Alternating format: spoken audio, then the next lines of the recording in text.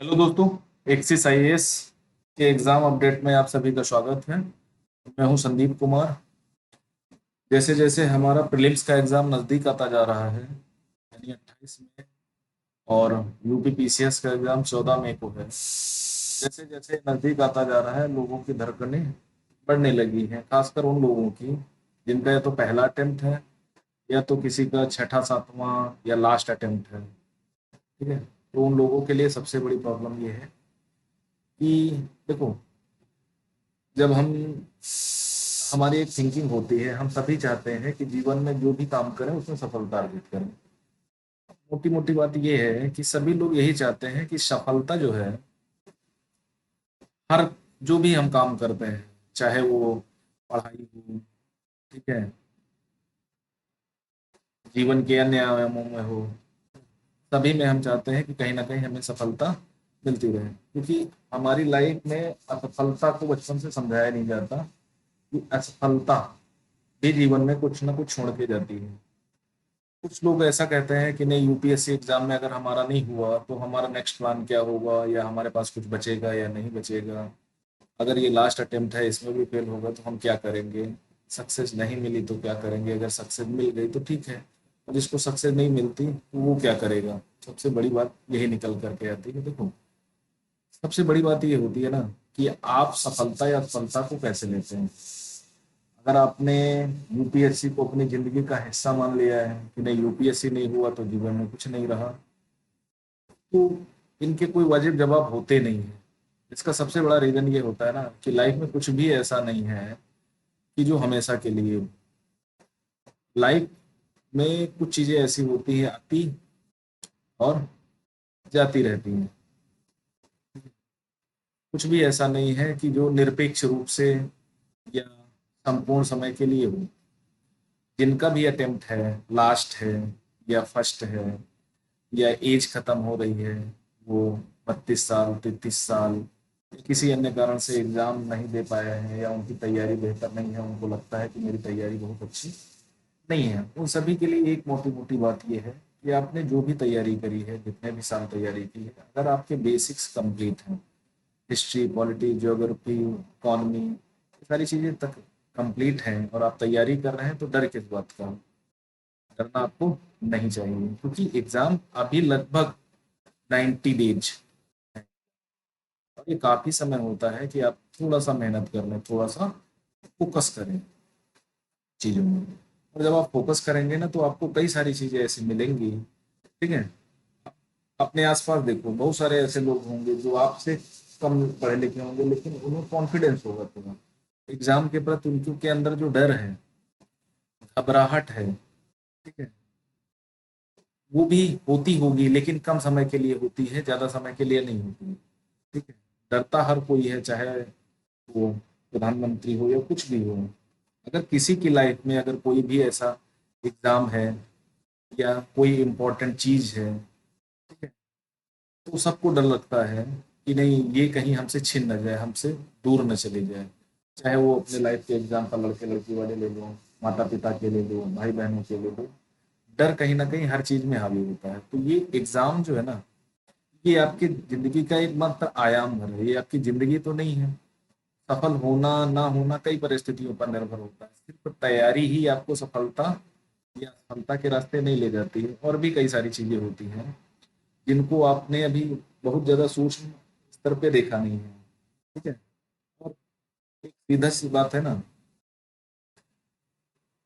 आप एक दूसरे से मिले, लोगों से मिलें, बात करें उनसे, सफलता के मायने समझे। सफलता मात्र एग्जाम पास होने पर सीमित नहीं होती। ठीक है, सफलता के लिए देखो, लाइफ में खुशी सबसे इम्पोर्टेंट होती है। आपने तैयारी की, आप मेहनत करते थे, आपने अपने सब्जेक्ट को ठीक से पढ़ा, नहीं हुआ नहीं हुआ, तो उसके लिए इतना निराश या हताश होने की जरूरत नहीं है।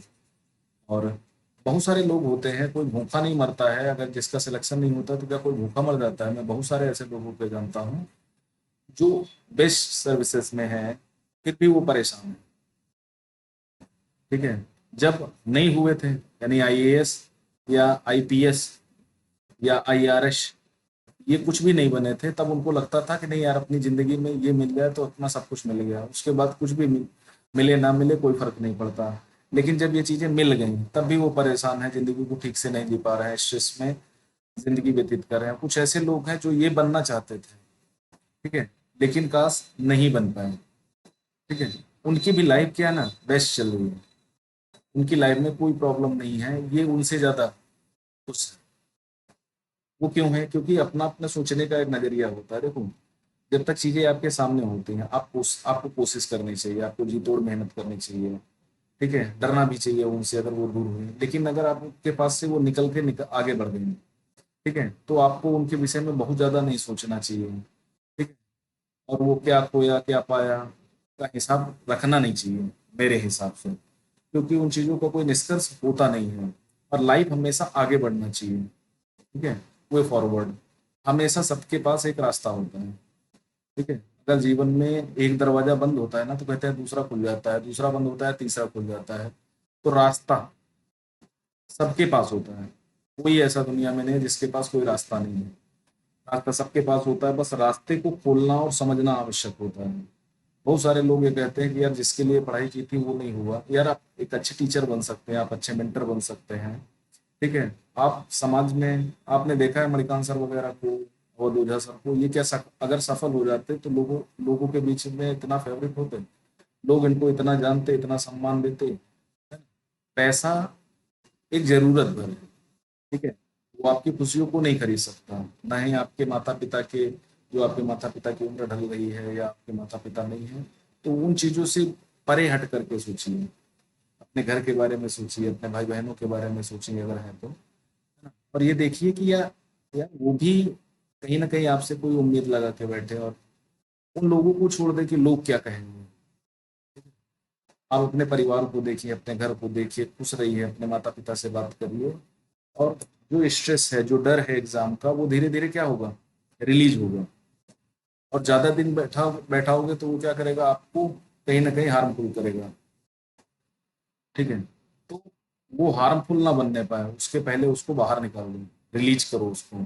और वो रिलीज तभी होगा कि थोड़ा सा आत्मविश्वास लो,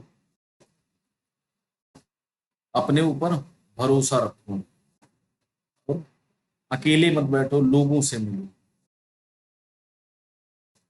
और कुछ ऐसी स्टोरीज पढ़ो जो विषम परिस्थितियों में सफल हो गए, जिनका लास्ट अटेम्प्ट था। यूपीएससी में ऐसे बहुत सारे स्टूडेंट हैं, इवन जितने सेलेक्ट होते हैं उनमें लगभग 50% लोग ऐसे होंगे जिनका लास्ट के अटेम्प्ट में, 3-4 अटेम्प्ट लगातार फेल होते रहे, लास्ट के अटेम्प्ट में उनका सिलेक्शन हुआ। तो ये मत सोचो कि नहीं, हाँ यार एक अटेम्प्ट में नहीं हुआ, 2 अटेम्प्ट में नहीं हुआ, लास्ट में ही क्या ही हो जाएगा। तो कभी कभी होता है ना कि गुच्छे की आखिरी चाबी ताला खोल देती है ना। जो कड़वाहट है, जो उठा है आपके अंदर, उसको निकालो। अगर आपने तैयारी ठीक से नहीं की है तो विनम्र और संवेदनशील बनो। और जो भी प्रॉब्लम्स थी, जो भी आपने किया लाइफ में, या जो भी आपको ऑब्जर्व करना चाहिए आपने उसको नहीं ध्यान दिया, तो वो कुंठा मन से निकाल दो। कुंठा निकालने के पश्चात क्या होगा, आपको लगेगा कि नहीं आप रिलैक्स फील करते हैं, ठीक है, थोड़ा रिलैक्स हो। अगर आपको लग रहा है कि नहीं मैं इतने दिन से पढ़ रहा हूँ, मेरे को समझ में नहीं आ रहा है, तो थोड़ा बाहर निकलो, 1-2 दिन के लिए छुट्टी लो, घूम फिर के आओ, नई किताबें देखो, नए लोगों से मिलो और उनसे बात करो। और समझो कि क्या सफलता सिर्फ एग्जाम के लिए तैयारी करने तक ही सीमित है। यानी ये जो तैयारी है ना, यूपीएससी जो सिलेबस देती है आपको, वो सिलेबस इतना अच्छा है कि आपको ये सिखाता है, ठीक है, विभिन्न आयामों के बारे में, आपको पेशेंस लेना सिखाता है, आपको धैर्य रखना सिखाता है। तो ये सारी चीजें भी आपका सिलेबस ही सिखाता है। और आपने सिलेबस में पढ़ा होगा, एथिक्स में पढ़ा होगा, तो कई सारी चीजें हैं। महात्मा गांधी ने 1915 में भारत आए थे, और 1919 में अपन अपना पहला एक आंदोलन स्टार्ट किया बड़े स्तर पे, और तब जाके 1947 में उनको आज़ादी मिली, और 1948 में उनकी डेथ हो गई। यानी आज़ादी को ठीक से भोग भी नहीं पाए, समझ नहीं पाए, है ना। और और कितना लंबा संघर्ष था। आपने अटल बिहारी वाजपेयी का नाम सुना होगा, कब से शुरुआत कर रहे थे, और तब जाके एक अच्छे मेजोरिटी के साथ 1999 में 4 साल 5 साल के लिए यानी फुल टेन्योर के लिए प्रधानमंत्री बने। उसके पहले भी एक दो बार 1996 98 97 में बने, लेकिन कभी 30 दिन के लिए, कभी 1 दिन के लिए, कभी 27 दिन के लिए, कभी 4 महीने के लिए, इस तरह बने। लेकिन कब से प्रयास कर रहे थे वो? तो जीवन में बहुत सारे ऐसे लोग होते हैं, प्रयास करते रहते हैं, करते रहते हैं, और जब उनका संचित कर्म इकट्ठा हो जाता है तो वो सफल हो जाते हैं। तो कुछ चीजों पे आपका बस नहीं है, ठीक है, आपकी परिस्थितियां उस तरह की नहीं रही होंगी, ये भी मैं समझता हूँ। और आपको निराश या हताश होके, देखो, आपके पास टाइम कम है। पहली चीज तो आपके पास कितने मुश्किल से 90 डेज के आसपास बचे हुए हैं, ठीक है। मुश्किल से क्या है, आपके पास 90 डेज के आसपास बचे हुए हैं। उसी में होली पड़ जाएगी, छुट्टियां हैं और कई सारे त्योहार हैं। तो इसमें अगर आप हताश रहेंगे, निराश रहेंगे, तो तैयारी कैसे होगी आपकी? आपको अपने बेसिक्स, खासकर हिस्ट्री है, पॉलिटी है, इकोनॉमी है, ठीक है,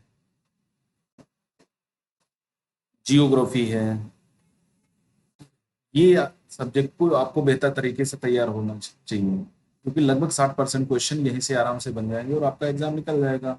जो लास्ट टाइम आपने गलतियां करी उनको देखिए, और ये मत सोचना, ठीक है, कि नहीं, जीवन में जो भी संघर्ष आता है उसमें सफल होना आवश्यक भी है, ठीक है, और जो मैं सपना देखता हूँ वो झटके में पूरा हो जाए, ऐसी जिंदगी नहीं होती है, क्योंकि आप कुछ और प्लान बनाते हैं, लाइफ आपके लिए कुछ और चुनती है, ठीक है।